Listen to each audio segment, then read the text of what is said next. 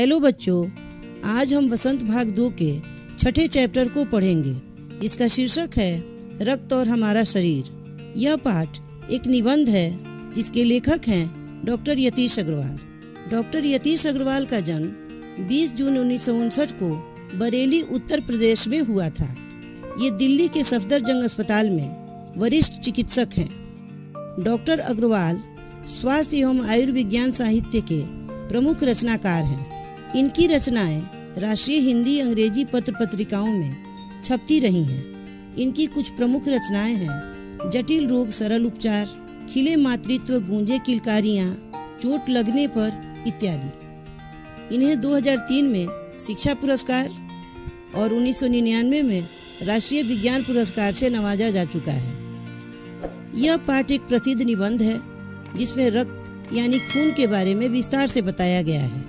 जैसे मानव शरीर के लिए खून का महत्व क्या होता है, खून का निर्माण कैसे और शरीर के किस हिस्से में होता है, शरीर में खून को संतुलित रखने के लिए कौन कौन से पोषक आहार लेने चाहिए, रक्तदान क्या होता है और इसका ब्लड बैंक से क्या संबंध है, शरीर में खून की कमी के क्या क्या कारण हो सकते हैं। बच्चों, यहाँ पाठ के कुछ कठिन शब्द दिए गए हैं, आइए उनके अर्थों को देखते हैं। सूक्ष्मदर्शी यानी माइक्रोस्कोप एक प्रकार का यंत्र है जिससे छोटे वस्तु को बड़ा करके देखा जाता है। एनीमिया खून की कमी से होने वाला रोग। प्लाज्मा रक्त का तरल भाग।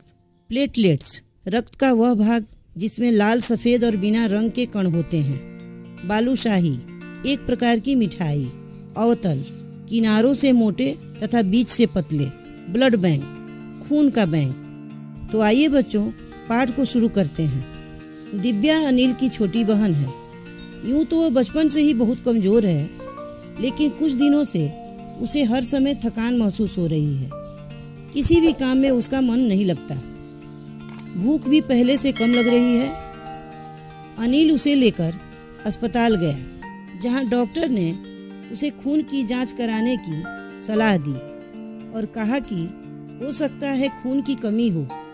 जांच के कमरे में अनिल को जान पहचान की डॉक्टर दीदी मिल गई। उन्होंने दिव्या की उंगली से खून की कुछ बूंदें एक शीशी में डालकर उसे स्लाइड में लगा दिया और अनिल से अगले दिन आकर रिपोर्ट ले जाने को कहा।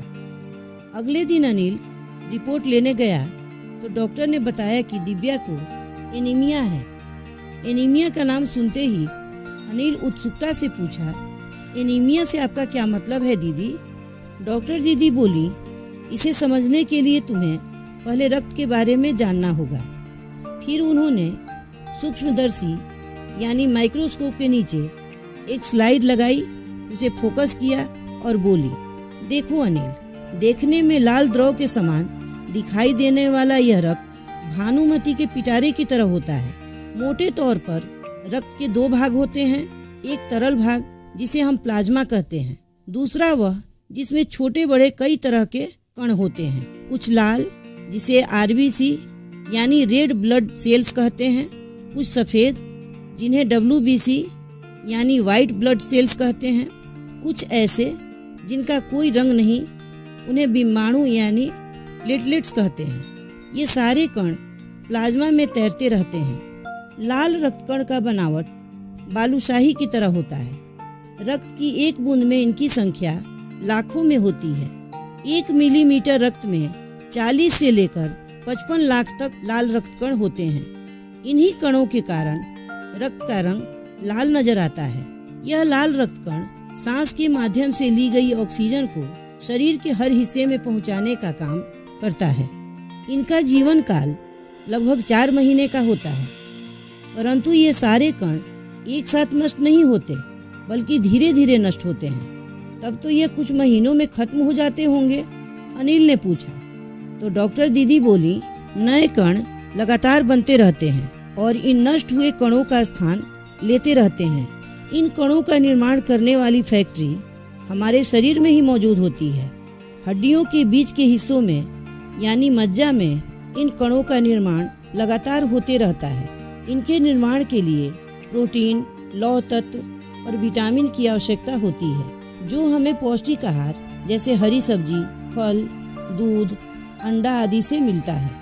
कोई व्यक्ति को संतुलित और पौष्टिक आहार नहीं मिल पाता तो उस व्यक्ति के शरीर में रक्त कणों की कमी हो जाती है, यानी नए रक्त कण नहीं बन पाते हैं। लाल रक्त कणों की इसी कमी को एनीमिया कहते हैं। तो क्या संतुलित आहार ले लेने से एनीमिया से बचा जा सकता है? अनिल ने पूछा। दीदी बोली, हाँ, यह कहना काफी हद तक सही होगा, क्योंकि हमारे देश में एनीमिया का सबसे बड़ा कारण है पौष्टिक आहार की कमी, यानी कुपोषण। एनीमिया का एक और बड़ा कारण है पेट में कीड़ों का हो जाना। यह कीड़े दूषित जल और खाद्य पदार्थों द्वारा हमारे शरीर में प्रवेश करते हैं। इनसे बचने के लिए हमें साफ सफाई का भरपूर ध्यान रखना चाहिए। शौच के लिए शौचालय का प्रयोग करना चाहिए। नंगे पैर नहीं घूमना चाहिए। दीदी, आपने तो बहुत ही महत्वपूर्ण बात बताई, अनिल बोला। फिर उसने सफ़ेद रक्त कण और बिंबाणु के बारे में पूछा। दीदी बोली, सफ़ेद कण वास्तव में हमारे शरीर के वीर सिपाही होते हैं। जब भी कोई रोगाणु शरीर पर आक्रमण करता है, यानी हमारे शरीर में प्रवेश करने की कोशिश करता है, तो सफ़ेद कण उनसे डटकर मुकाबला करते हैं और इन रोगाणुओं को भीतर प्रवेश करने से रोकते हैं, यानी ये बहुत से रोगों से हमारी रक्षा करते हैं। बीमाणुओं का काम है चोट लगने पर रक्त को जमने में मदद करना, यानी खून को बहने से रोकना। अनिल बोला, दीदी, लेकिन घाव गहरा हो तब तो खून बहता ही चला जाता है। हाँ, ऐसे समय में उस व्यक्ति को जल्दी से डॉक्टर के पास ले जाना चाहिए। जरूरत पड़ने पर उसे कुछ टाँके भी लगाने पड़ सकते हैं। और हाँ, डॉक्टर के पास पहुंचने तक खून को रोकने के लिए चोट के स्थान पर कोई साफ कपड़ा कस कर बांध देना चाहिए, ताकि दबाव पड़ने से रक्त का बहाव कम हो जाए। लेकिन यदि रक्त अधिक बह जाए तो उसे रक्त चढ़ाने की जरूरत भी पड़ सकती है, दीदी ने समझाते हुए कहा। अनिल ने पूछा, क्या ऐसे समय में किसी भी व्यक्ति का खून काम आ सकता है? दीदी बोली, नहीं, पहले उस व्यक्ति के रक्त समूह यानी ब्लड ग्रुप का जांच किया जाता है और फिर उसे उसी ग्रुप का रक्त चढ़ाया जाता है। लेकिन जरूरत के समय यदि उस रक्त समूह का कोई व्यक्ति मिले ही नहीं, तब? अनिल ने पूछा। ऐसी आपात स्थिति के लिए ही ब्लड बैंक बनाए गए हैं। हर बड़े अस्पताल में एक ब्लड बैंक होता है, जहां सभी प्रकार के रक्त समूह का रक्त तैयार रखा जाता है। इसलिए जरूरी है कि हम समय समय पर रक्तदान करें। क्या मैं भी रक्तदान कर सकता हूँ? अनिल ने पूछा। नहीं, अभी तुम छोटे हो। 18 वर्ष से अधिक उम्र का कोई भी स्वस्थ व्यक्ति रक्तदान कर सकता है। कुछ लोगों को यह भ्रम होता है कि रक्तदान करने से कमजोरी हो जाती है। यह बात बिल्कुल निराधार है कि रक्तदान करने से कमजोरी होती है। हमारे शरीर में लगभग 5 लीटर रक्त होता है और रक्तदान में लगभग 300 मिलीलीटर रक्त ही लिया जाता है। हमारा शरीर इतना रक्त तो कुछ ही दिनों में बना लेता है। यदि कुछ रक्त किसी जरूरतमंद व्यक्ति के लिए जीवन दान बन जाए तो इससे बड़ी बात क्या होगी? दीदी समझाते हुए बोली। फिर तो बड़ा होने पर मैं नियमित रूप से रक्तदान किया करूँगा, अनिल ने कहा। दीदी ने अनिल की पीठ थपथपाते हुए कहा, शाबाश अनिल। बच्चों, पाठ यहीं समाप्त हो जाता है। इस पाठ से हमने खून के बारे में विस्तार से जानकारी प्राप्त की। अब अगले वीडियो में हम इसी पाठ के प्रश्न अभ्यास के साथ मिलेंगे।